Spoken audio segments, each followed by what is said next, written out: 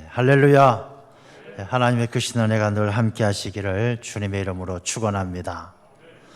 오늘은 5월 첫째 주일입니다. 정말 좋은 계절입니다. 놀기 좋은 계절이 아니라 하나님께 예배하기 좋은 계절인 줄로 믿습니다.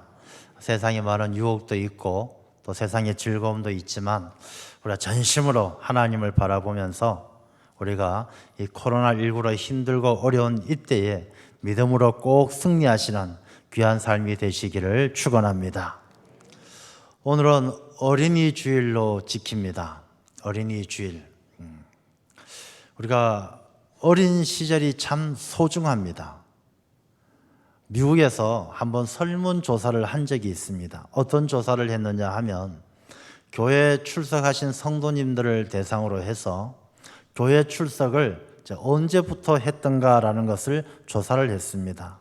어린 시절부터 해서 쭉 신앙생활을 하고 있는지 아니면 성인이 되어서 신앙생활을 시작했는지 조사를 하니까 어린 시절부터 계속 신앙생활을 쭉 해오신 분들이 70%, 그 다음에 성인이 되어서 신앙생활을 하신 분이 30%였다는 것입니다.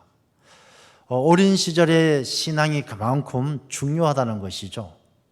아마 이 자리에 계신 우리 성도님들을 놓고 똑같이 설문조사를 해도 차이가 별로 크게 나지 않을 거라고 생각이 되어집니다. 아마 많은 분들이 어린 시절부터 어린 시절에 교회에 다니던 탄일종을 부르고 성탄절 교회 가던 그런 추억을 다 간직하고 또 지금까지 그 신앙을 잘 지켜가는 그런 분들이 많을 줄로 그렇게 생각이 되어집니다.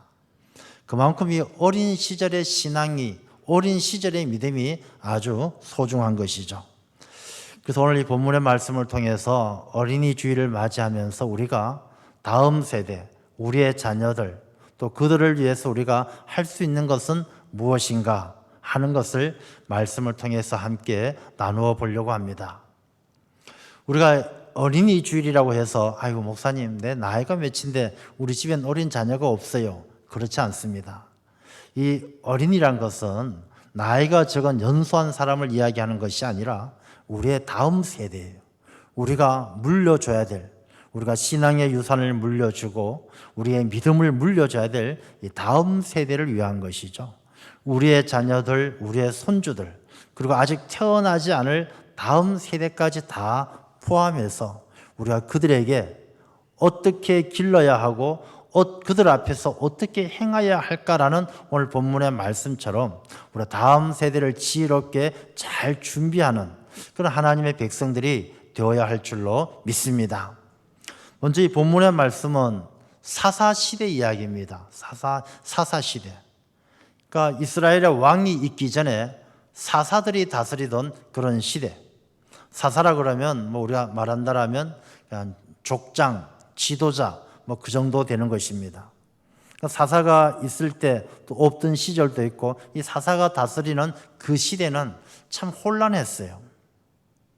그래서 이 성경 말씀에 보면 사사 시대를 한마디로 이야기한다라면 저마다 자기 소견에 옳은 대로 살았더라. 그러니까 자기 생각대로 사는 거예요. 그러니까 누가 뭐라고 해도 말 듣지도 않고 누가 가르쳐 준다고 따르지도 않고 자기 생각에 맞으면 하고 자기 좋으면 그만이고 다른 사람들 말은 듣지도 않고 신경 쓰지도 않는 제사장이 이야기해도 선생님이 이야기해도 듣지 않는 그런 시대였다는 것입니다. 얼마나 혼란스러웠겠고 그 시대가 다음 세대에 대한 어둠이 암울한 그런 시대가 바로 사사시대였습니다. 그런데 이 사사시대가 우리가 살아가는 이 시대하고 많이 비슷한 것 같아요. 우리가 사는 이 시대가 저마다 자기 소견 좋은 대로 살아가잖아요. 정말 남의 말 안 들어요. 정치인들만 그런 것이냐? 아니요. 다 똑같아요. 어른만 그러냐? 아니에요. 아이들도 똑같아요. 참 자기 생각, 자기 소견이 아니고는 말 듣지 않아요. 다른 사람이 다 옳다고 해도 자기가 싫으면 아니요. 안 하는 거예요. 그게 옳고 그런 것의 문제가 아니에요. 자기 생각, 자기 소견이 좋냐 싫으냐 자기에게 좋으냐 싫으냐의 문제지 옳고 그름의 문제가 아닌 것이 되어버렸어요. 그냥 자기 자존심, 자기 고집, 자기 생각이 싫으면 안 하는 게 사사시대나 지금 우리가 살아가는 이 시대나 크게 다를 바가 없다는 것입니다. 우리가 이러한 시대를 살아가는데 정말 이 시대 가운데 특별히 어린이 주일을 맞이하면서 다음 세대 자녀들을 키운다는 것이, 그렇게 남의 말 듣기 싫어하는 자기 소견대로만 살아가는 이 시대에 자녀들을 잘 키운다는 것이, 다음 세대를 잘 키운다는 것이 얼마나 어렵고 힘든 일입니까? 예전에는 이렇게 길거리에서 아이들이 담배를 피워요. 중학생이. 그럼 야, 피우지 마라. 학생이 왜 담배 피우냐? 죄송합니다. 요즘은 안 그래요. 담배 왜 피우냐? 아저씨가 뭔데? 내가 피우고 싶어 피우는데 아저씨가 뭔데? 그래서 싸우고 다투고 사건 사고 일어나는 거 많지 않습니까? 저도 예전에 그런 말씀, 고향에 이렇게 내려가면 아이들이 진짜 담배 피우는 거예요. 길거리에서. 지나가면 우리 보고, 아버지 뻘 되는 우리 보고도 아저씨 담배 한 대 주세요. 이렇게 이야기할 정도로 요즘에 아이들이 자기 생각대로만 살아가는 그런 시대죠. 요즘에 가끔씩 동네 나가다 보면 아이들이 잠옷만 입고 돌아다녀요.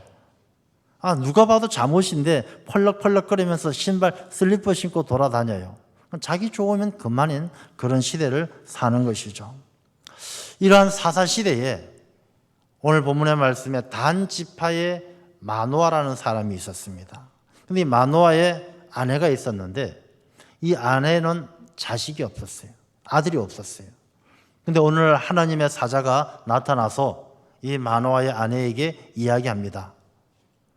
이제 너가 아들을 낳을 것인데 그 아들은 나실린이다. 나실린은 하나님께 바쳐진 사람이다. 그래서 그 아이에게 포도주를 먹이지 말고 그 아이에게 머리에 머리카락을 가위를 대지 말고 머리를 자르지 마라. 이렇게 말씀을 하셨어요.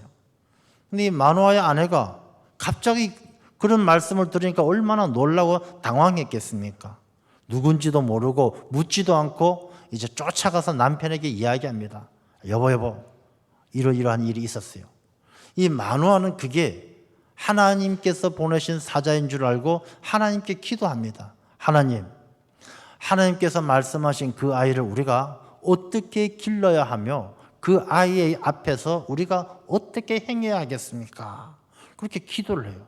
그리고 아내에게 이야기합니다. 여보, 하나님이 다시 한번 그 사자를 보내면 나한테 지체 없이 연락해서 우리가 같이 하나님의 사자를 만납시다. 이 아내가 밭에서 일할 때 하나님의 사자가 나타나서 또 말씀을 하셔요. 그러니 이 아내가 쫓아가서 남편을 데리고 와서 그 여호와의 사자를 만나죠. 그리고 마노아와 그 아내는 그 여호와의 사자에게 물어보는 것이죠. 우리가 그 아이를 어떻게 길러야 하겠으며 그 앞에서 어떻게 행해야 하겠습니까? 여러분, 이 마노아하고 그 아내의 모습을 통해서 우리가 먼저 말씀을 통해서 가르쳐 주시는 큰 교훈이 하나 있어요. 이 사람들은 이 아이가 임신도 하기 전에 하나님 앞에 기도하면서 하나님, 이 아이를 어떻게 길러야 하고 이 아이 앞에서 어떻게 행해야 하겠습니까? 하고 하나님의 지혜를 구했다는 것이죠. 여러분, 자녀를 우리가 하나님께서 주실 때 아무런 생각과 준비와 계획 없이 하나님이 주시는 자녀를 받는 것은 시작부터가 많이 부족한 거예요. 우리가 자녀를 위해서 기도할 때에도 자녀가 태어나고 나서 또는 자녀가 문제가 생겼을 때 그때 기도하면 늦는 것이에요. 우리가 자녀가 하나님께서 주시기 전에도, 우리가 여기 계신 성도님들이 우리 아이가 5살이야. 그럼 5살짜리 아이를 위해서 우리 아이 건강하게만 자라게 해 주십시오 라고 기도할 것이 아니라 이 아이의 20년, 30년 뒤를 위해서 기도해야 되고, 임신하기도 전에 하나님의 지혜를 구한 것처럼 그 아이의 먼 장래를 위해서, 그리고 그 아이의 다음 세대까지를 놓고도 우리가 기도로 준비해야 되는 거예요. 오랫동안 기도를 준비해야 되는 것이죠. 기도하지 않고 덜컥 아이가 생기면 그때 가서 기도한다든지, 아이가 안 생긴다고 그때 가서 기도한다든지 하는 것이 아니라 우리가 다음 세대를 위해서 걱정하고 고민할 것이 아니라 지금부터 먼 50년, 100년 그 뒤에라도 우리의 가정과 우리의 후손들을 위해서 기도할 수 있는 그런 먼 앞날을 생각하면서 기도할 수 있는 그런 믿음이 우리에게 있어야 할 줄로 믿습니다. 신앙생활도요, 이 영적인 삶에도 계획성이 있어야 되는 것입니다. 우리가 사회적으로 일반적인 일상의 삶을 살아갈 때 스케줄도 잡고 막 계획을 잡잖아요. 우리가 영적인 삶에도 계획이 있어야 되는 것이에요. 우리가 신앙생활을 어떻게 할 것이며 내가 주의를 어떻게 지킬 것이며 기도 생활을 어떻게 할 것이며 내 삶에도 계획이 있어야 되는 것이죠. 복된 가문, 믿음의 일가, 하나님께서 축복하시는 귀한 가정 그냥 주어지는 것이 아니에요. 우리가 늘 영적인 삶에도 기도로 준비하고 기도하는 가운데 하나님께서 주시는 감동을 통해 내 가정에 대한 영적인 신앙 계획이 있어야 한다는 것입니다.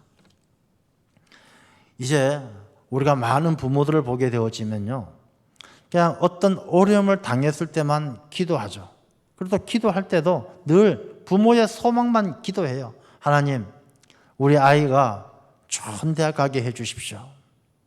우리 아이가 좋은 직장 취직하게 해 주십시오. 제가 지난 한 주간에 가장 마음이 아팠던 일 중에 하나가 이 한강에서 실종된 그 청년의 이야기예요. 22살, 우리 작은애하고 나이가 같아요. 이 아이가 한 5, 6일 전에 한강에서 친구와 새벽까지 이렇게 술을 마시다가 새벽 한 2시까지 이렇게 술을 마시고 어머니하고 카톡을 하다가 이제 잠깐 잠이 들었나 봐요. 한 3시부터 5시까지 한 2시간 동안 아이가 잠깐 잠이 들었는데 친구가 일어나 보니까 그 잠든 친구 한 명이 없어서 그냥 집에 갔고 그 집에 가면서 좀 이상해서 친구의 부모에게 전화를 해서 친구가 없어졌으니까 찾아보는 게 좋겠습니다 해서 아버지가 쫓아갔는데 이 청년이 없어진 것이죠. 그래서 한 5일, 6일 동안 찾다가 이제 어제 그 아이의 시신이 발견되어진 그런 일입니다. 근데 그걸 보면서 제가 참 안타깝고 마음이 아픈 게 뭐냐 하면 참 이 아이가 그 집에 진짜 보석 같은 아이였어요. 하나밖에 없는 귀한 아들이었고 또 이 아이가 똑똑했어요. 장학 퀴즈에 나가서 준우승까지 할 정도로 똑똑했고 지금 의대를 다녀요. 의대. 그러면서 그 아이가 살아가는 순간순간 부모들이 얼마나 그 아이에 대한 기대를 가지고 좋아했을까. 야, 장학 퀴즈 나가서 준우승했어요. 얼마나 그 엄마 아빠가 기뻐하고 자랑이 됐겠어요. 이 대학교 그것도 어렵다라는 그 의대에 들어갔어요. 얼마나 자랑스러웠겠습니까? 그런데 그렇게 하루아침에 그렇게 그냥 생명을 잃어버렸을 때는 부모의 마음이 얼마나 무너질까 생각하니까 너무 안타까운 거예요.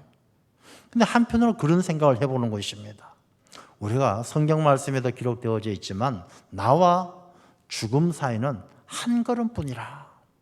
우리가 좋은 대학교 나오고 똑똑하고 좋은 직장 취직하고 그게 뭐 어땠어요? 그러고 나서 뭐 어쩔 것인데요.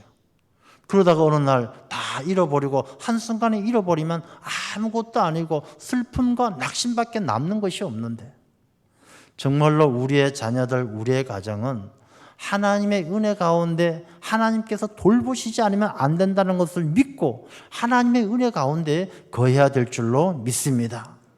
그래서 우리가 하나님 앞에 기도해야 되는 거예요. 우리 자녀 좋은 대학교 가게 해 주십시오. 대학 가서 뭐 어쩌라고요. 좋은 직장 얻게 해 주십시오. 좋은 직장 얻어서 어떻게 하려고요.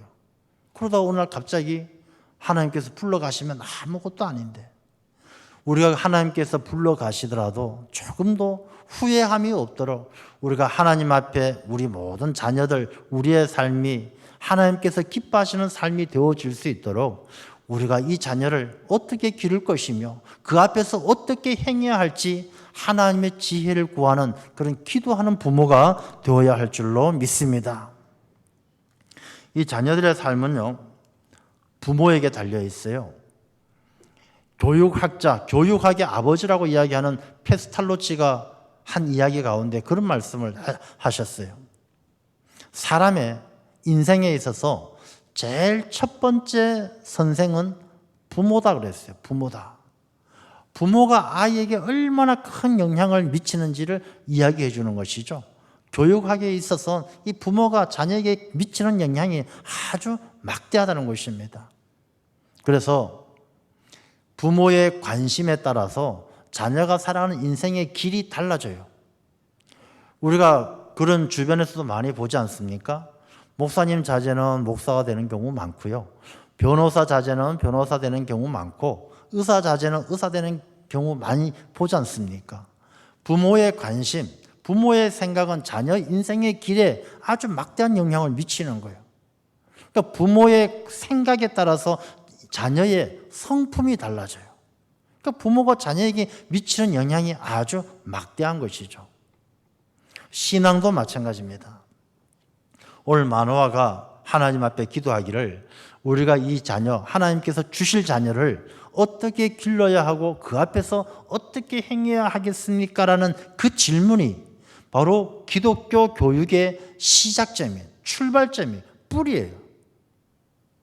성경 말씀에도 그 부모에 따라서, 그 어머니에 따라서 자녀의 삶이 얼마나 달라집니까?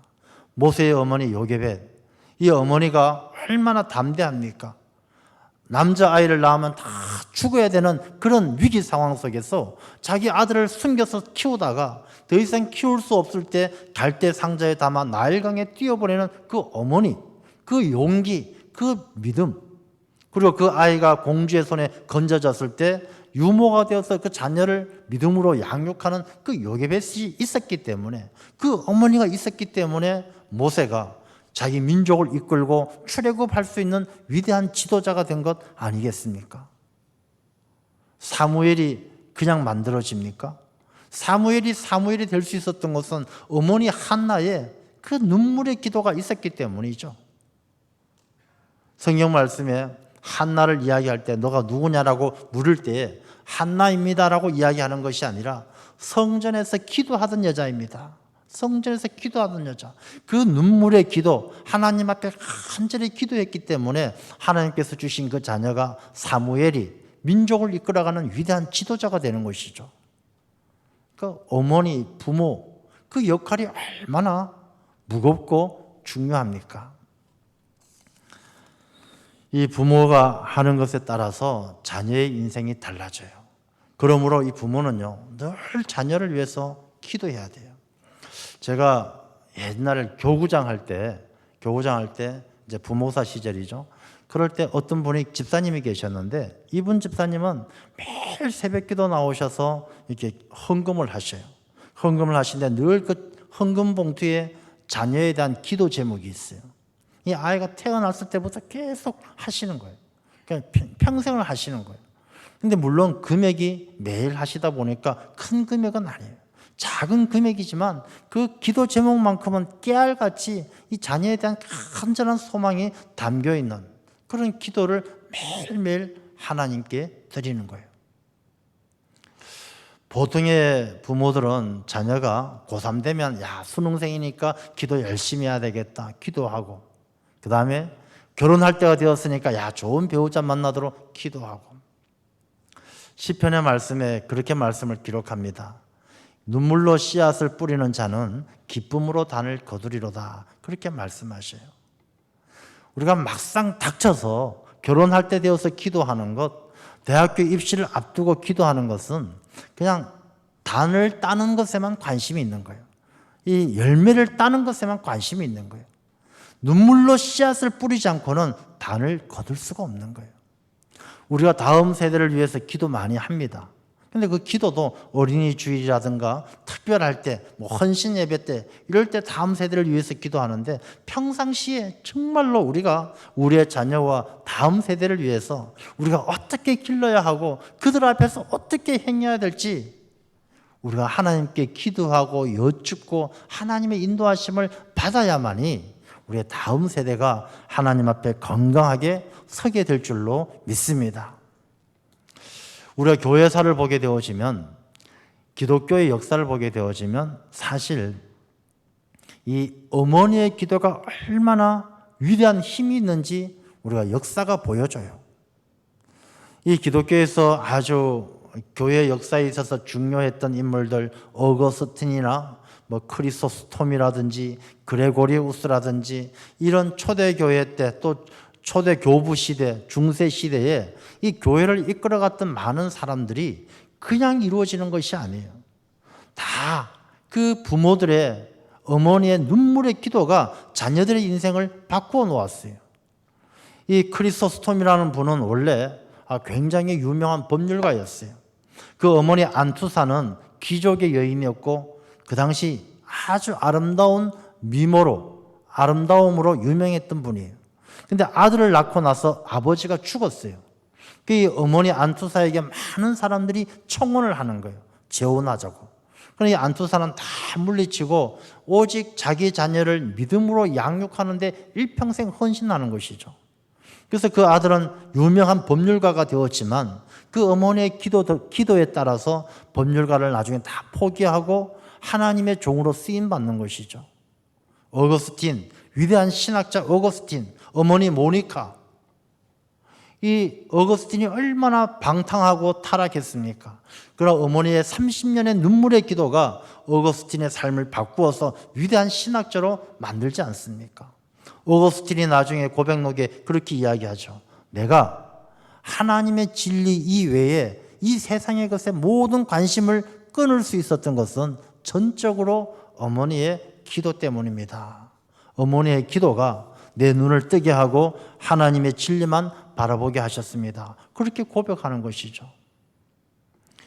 우리가 어린이 주일을 맞이하였습니다. 우리가 그냥 적당히 때 되면 기도하는 것이 아니라 이 마노아와 그 아내가 태어나기도 임신하기도 전에 하나님 앞에 어떻게 길러야 하고 그 아이 앞에 어떻게 행해야 하겠습니까? 라고 기도했던 것처럼 우리의 다음 세대 10년 뒤, 50년 뒤, 100년 뒤를 위해서 기도로 준비할 수 있는 우리 모든 성도님들 되시기를 간절히 소망합니다. 그 다음에 우리가 힘써야 될 것은요, 하나님을 섬기는 예배예요, 예배. 오늘 본문의 말씀에도 이 마노아가 그 이야기를 듣고 아내에게 이야기하죠. 여호와의 사자가 다시 나타나면 내게 알려줘라. 아내가 와서 알려줘서 같이 만나고 그 이야기를 듣고 나중에 이 본문에 읽었던 뒤에 보면 하나님 앞에 제물을 드리면서 예배를 드려요. 이 마노아와 그 아내가 한마음 한뜻이 되어서 하나님께 예배하는 삶을 잘 지켰던 것이죠. 이 가정에서 가족들이 한마음 한뜻이 안 되면 아무리 집이 좋고 아무리 가진 것이 많아도 그 자녀가 잘 될 수가 없어요. 이 자녀들이 잘 되기 위해서는 부모들이 한마음이 되고 하나님 앞에 예배드리는 삶으로 본을 보여줘야 돼요. 그래서 성경 말씀에도 오늘 본문의 말씀에도 그 앞에서 어떻게 행해야 하겠습니까? 라고 묻는 것은 이 자녀들이 부모들을 보고 배운다라는 거예요. 아브라함의 가문이 위대한 가문이잖아요. 믿음의 조상이고 복의 근원이 되는 위대한 가문이에요. 근데 아브라함의 가문이 그냥 아브라함만 잘해서 그렇게 되어졌느냐? 그렇지 않죠. 아브라함도 이삭도 야곱도 다 12지파까지 이어지면서 다 아브라함은요, 가나안 땅에 처음 왔을 때 하나님 앞에 여호와의 단을 쌓고 여호와의 이름을 부르짖었다 그랬어요. 이 아브라함은 하나님께 기도하는 거예요. 그 아들 이삭 우물을 팔 때마다 하나님께서 복 주시고 그 삶의 지경을 브엘사바로 옮겼을 때 그 브엘사바 가서도 이삭이요 여호와께 단을 쌓고 하나님께 예배드렸다라고 하나님께 제사드렸다라고 기록하고 있는 거예요. 야곱이요 형 에서를 두려워 도망갔다가 다시 야복강을 건너 형 에서를 만나고 세겜 땅에 도착했을 때 그곳에서 제일 먼저 한 일도 여호와께 단을 쌓고 하나님께 예배드리는 일이에요. 여러분, 이 예배, 신앙의 유산을 물려주지 않고는 다음 세대에 희망이 없어요. 저는 우리 교회도 그렇고요. 이 교회 학교 교사들의 책임이 참 크다라고 생각합니다. 어떤 책임이 크냐? 그 학생들 앞에서, 그들 앞에서 어떻게 행해야 할까에 대해서 책임이 큰 거예요. 자기 자신은 예배도 잘 안 드리면서 어떻게 아이들에게 예배를 잘 드려야 된다라고 가르칠 수 있겠습니까? 제가 예전에 전도사 시절에요. 전임 전도사 시절에 제가 모셨던 담임 목사님이 아주 성격이 불같았어요. 뭐 그냥 운동선수 출신인데 하여튼 뭐 눈에 마음에 안 드는 거 있으면은요 그냥 보지를 못해요. 그냥 교회에서 누가 공사로 오셨는데 공사하는 게 마음에 안 들면 야 새끼야 내려와 막 이렇게 하실 정도로 그냥 거침이 없으신 분이에요. 그런 목사님인데 한 번은 주일에 교사들이 교회 학교에서 가르치고 예배를 안 드리고 곧바로 식사를 하러 간 거예요. 몇 명이. 그러니까 이 선생들이 교사들이 자기들은 예배를 안 드리고 그냥 아이들 교사로서 가르치기만 봉사만 하고 이제 몇몇이 식사로 간 걸 그걸 아시고 목사님이 예배 시간 다 됐는데도 차 끌고 쫓아가시는 거예요. 식당까지 가가지고 막 식당을 둘러 엎으셨어요. 뭐 제가 그 목사님이 잘했다는 것은 아니지만 그 목사님께서 그런 말씀을 하셨어요. 자기도 예배 안 드리면서 무슨 교사를 하냐고 막 소리 지르셨어요. 우리가 아이들 앞에 자기 자신이 행하는 것이 중요한 것이지 말로 가르치는 것이 중요한 것이 아니다라는 것입니다. 아브라함의 가문이 위대한 가문이 될 수 있었던 것은 아브라함의 예배가, 이삭의 예배가, 야곱의 예배가, 그 예배가 신앙의 유산으로 물려졌기 때문에 그 가문이 위대한 가문이 될 수가 있었던 것입니다. 그런 말을 하죠. 유대인들은 안식일을 철저하게 지킵니다. 말하기를 유대인이 안식일을 지킨 것이 아니라 안식일이 유대인을 지켰다 그렇게 이야기합니다. 유대인들이 나라를 잃어버리고 온 세상 가운데 흩어지면서 얼마나 고통을 당합니까? 히틀러에 의해서 600만 명이 죽고 헝가리, 동유럽, 유럽에서 수십만의 유대인들이 학살당했어요. 그런데 그들이 그 가운데에도 유대인들의 정체성을 잃어버리지 않고 있다가 오늘날 이스라엘을 다시금 건국할 수 있었던 가장 첫 번째 이유가 안식일이다라고 이야기합니다. 어떤 형편에서도 안식일을 지켰기 때문에 그들이 안식일을 지킨 것 같지만 결국은 안식일이 유대인들을 지켜준 것이다. 그렇게 이야기하는 것이죠. 여러분, 우리가 자녀들에게 주일 예배를 잘 드리도록 하는 것이요, 나중엔 그 주일 예배가 그 자녀들을 지키는 길이기 때문에 우리 자녀들의 예배를 잘 드리도록 우리가 훈련시키고 가르쳐야 될 줄로 믿습니다. 여러분 잘 생각해 보세요. 여러분들 가운데 아마 지금쯤 후회하고 계시는 분들이 있을지도 몰라요.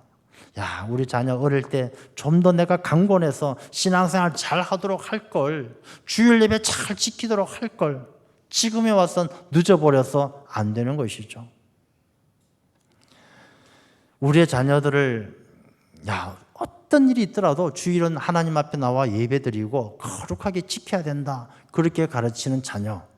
그 다음에 그 자녀에게 너 앞으로 신앙생활 잘 해야 되겠지만 지금은 공부가 급하니까 주일 좀 빼먹고 공부해라. 대학교 가서는 대학 시절이 잠깐이면 지나간다. 뭐 주일날 교회 가면 좋겠지만 다른 더 급한 일이 있으면 친구들하고 여행도 가고 캠핑도 가고 그래라. 잘 지내라.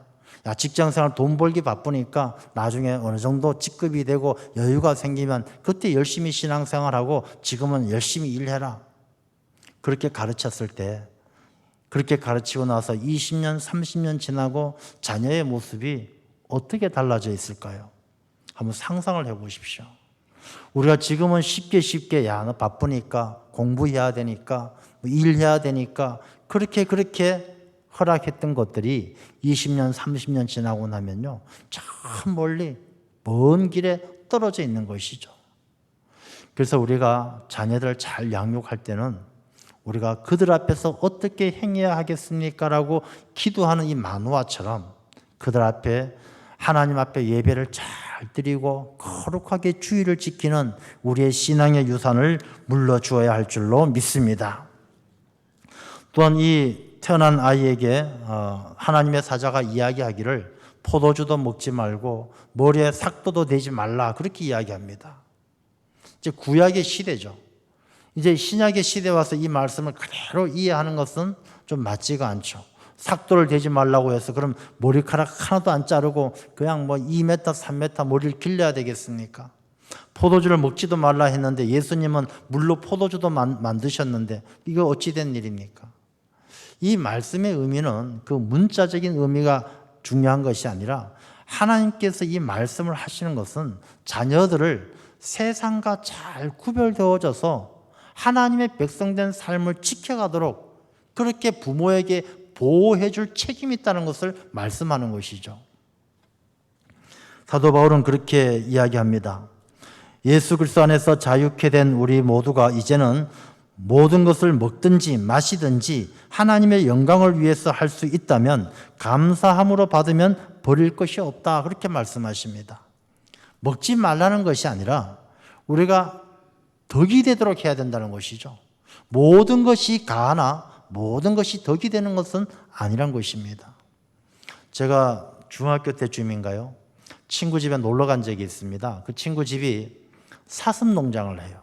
사슴 농장을 하는데 어떤 아저씨들이 차를 딱 끌고 와가지고 정말로 이게 대나무로 된 빨대를 사슴목에 탁 꽂아가지고 피를 마시는 걸 본 적이 있어요.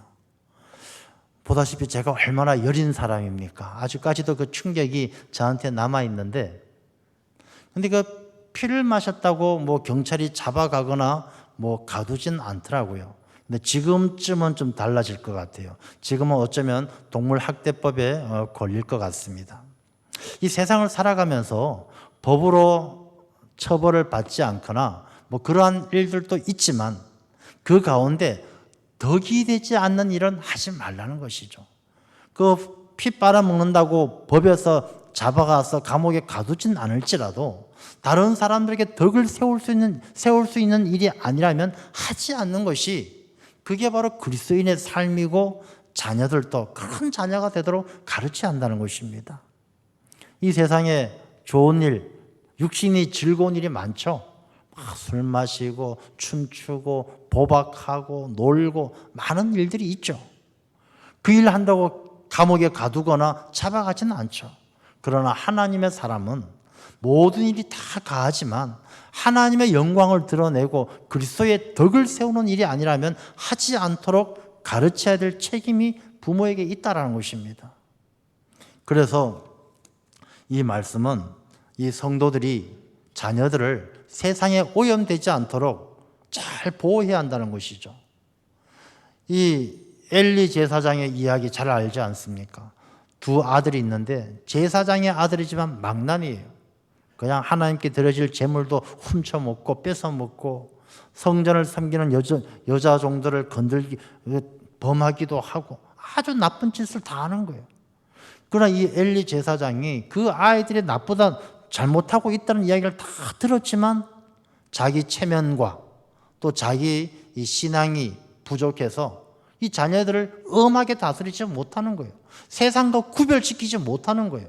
결국은 어떻게 되어집니까? 두 아들은 전쟁에서 다 죽고 그 이야기를 들은 엘리 제사장은 의자에서 떨어져서 목이 부러져 죽고 며느리가 낳은 아들 이름을 이가봇이라고 지은 것처럼 하나님의 영광이 떠났다. 그 가정에서 하나님의 영광이 떠나는 것입니다.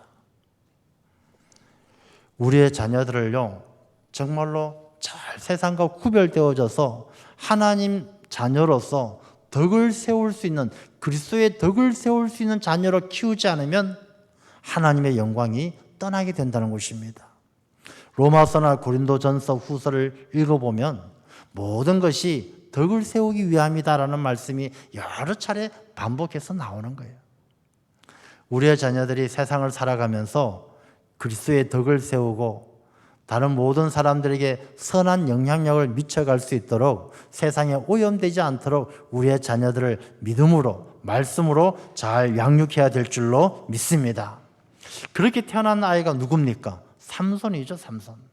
근데 이 삼손이 성도님들은 삼손에 대해서 어떻게 평가하십니까? 삼손이 성공한 삶을 살았습니까? 실패한 삶을 살았습니까? 참 애매하죠.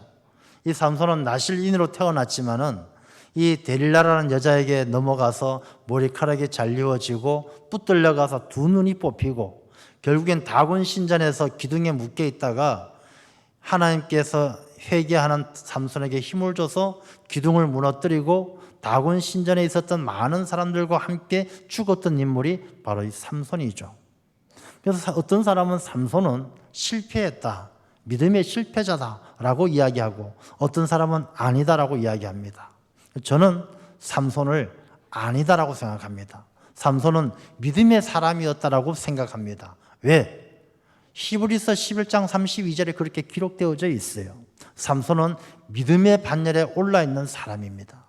삼손이 살아가면서 데릴라의 유혹에 넘어가서 머리가 잘려졌는 것은 세상과 타협하게 되는 것이죠. 세상에 넘어가는 것입니다.